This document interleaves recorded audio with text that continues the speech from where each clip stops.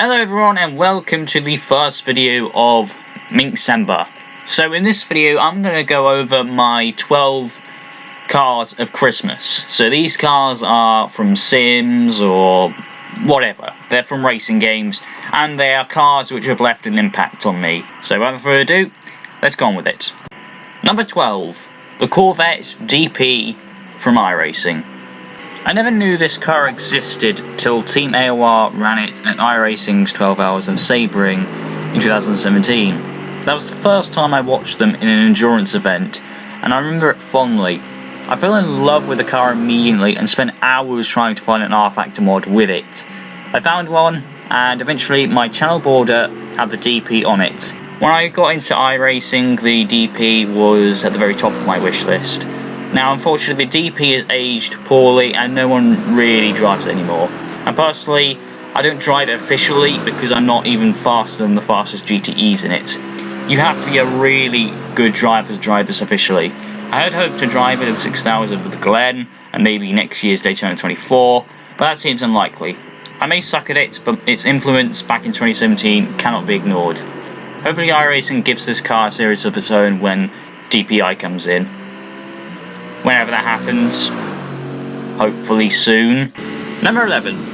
The Porsche 911 RSR from iRacing. First of many GTEs on this list, and it's one I've had a rough relationship with. The Porsche was my first GTE, and it was probably my first iRacing purchase too.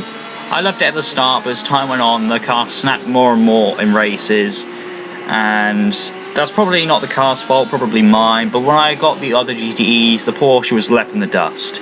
The other ones just seemed to be more tolerable with my driving style, which is push as hard as possible.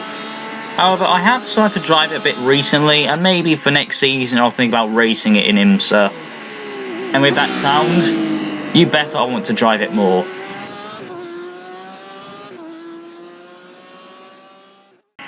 Number 10. The F1 2017 Paulino mod for R-Factor. This isn't here driving wise, but because this mod is one which I use for the R-Factor F1 2017 series, that series is probably my most viewed series combined, and the racing was insane too. Because I did the championship by a number of wins, Jolyon Palmer of all people almost won the thing till he crashed in Abu Dhabi. Raikkonen won in finishing higher than the others. Maybe I'll do it again sometime, but running OBS and R-Factor would take a lot of effort, so yeah, I think it's highly unlikely, and most of the time R-Factor doesn't last me, and so, I'll probably be doing a season, and then halfway into that season, R-Factor will fail on me, and I'll have to create another fresh install, and so, well, yeah, the championship will just, yeah. You know what I mean. So, maybe, potentially, but it looks unlikely. Number 9. The Porsche 911 GT3 Cup for iRacing. This car is one of those cars you dance with, and I love it because of that. This car can kill you. You have to grab it by the horns and fight it. You'll never have your steering straight in it. Always correcting, always fighting it. Races are either memey or intense. Driving to become a real man, if you have the balls. Number 8. The 96-97 mod for R-Factor. These are separate mods, but they are pretty much the same. Close eye action, fun to drive cars, and you have one of the most underrated mods out there.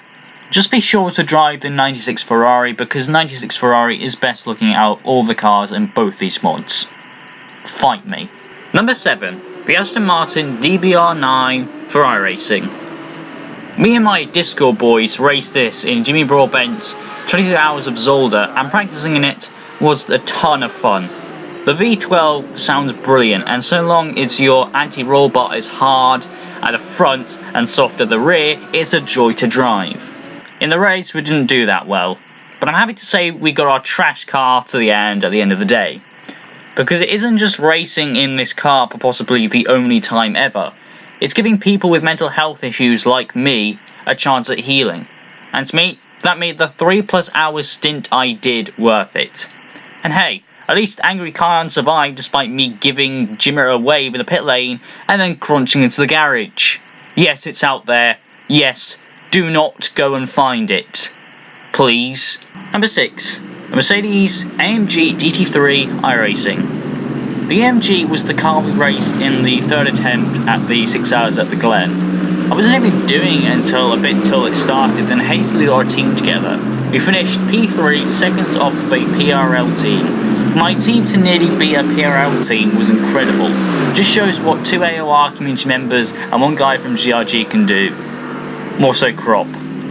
Thanks for carrying us, you legend. Hope to race with you again soon. As for the car itself, you can push it and it will respond in kindness. So there's that. Number 5. The K&N NASCAR Ferrari Racing. All of the NASCAR cars and iRacing would take this spot, but the K&N takes it. All of them have close racing, and doing long runs can be real fun. The K&N I picked because of its looks, and due to being similar to the Gen 4 NASCAR cars. Driving any of the NASCAR cars at the restricted plate races is a must for any racing fan. It is just so intense and so fun. And some of the crashes are pretty fun as well.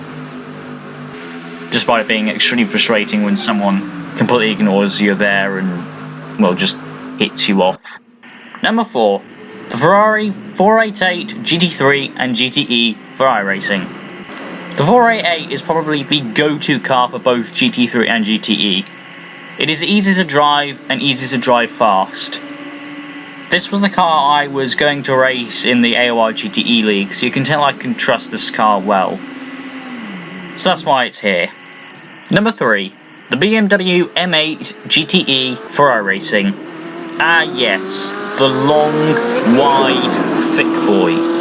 Memes aside, the car is a blast. It has a great sound, it's like the Ferrari in its simplicity, and it looks fantastic. I ran it at Petit Le Mans, and in true meme fashion, we violated Porsches, got an instant point away from disqualifying, and I had to throw out a teammate in the last few minutes to finish. Oh, and this might be the car I'll use in AOR GTE in the future.